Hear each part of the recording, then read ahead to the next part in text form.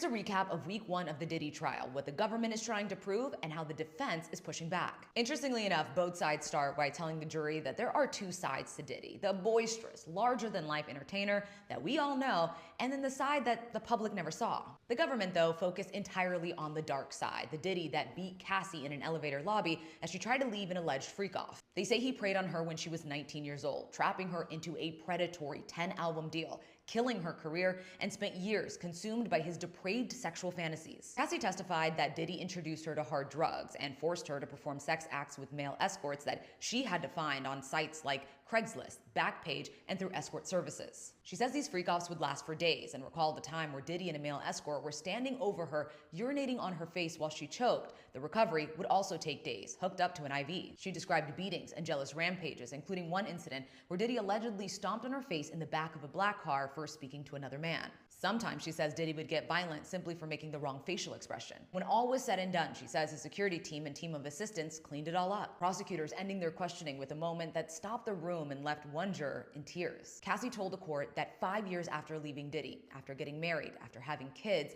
and trying to start fresh, that she contemplated taking her own life because she said the pain and the trauma was too much to bear. But Diddy's defense team, comprised of some of the top trial attorneys in the country, are pushing back. First, they say that this was a toxic, volatile, but loving relationship, and that this case is a domestic violence case, not a sex trafficking case. They're not denying that Diddy was violent or that he abused substances, but they're saying at its core, this was a relationship that had its ups and downs. And they also were trying to tap into something more universal with a jury of 8 men and 4 women. They zeroed in on the jealousy and infidelity in the relationship on both sides. And despite the 17-year age difference, the defense says that Cassie was no ordinary 21-year-old when she got with Diddy. She was someone who already had money, access to powerful men like former Sony executive Tommy Mottola, Mariah Carey's ex-husband. And she was already experienced in dating older men. And just like she cheated on her boyfriend at the time, music producer Ryan Leslie, to get with Diddy, she also cheated on Diddy with men in the entertainment industry. He was furious and suspicious of men like Kid Cudi,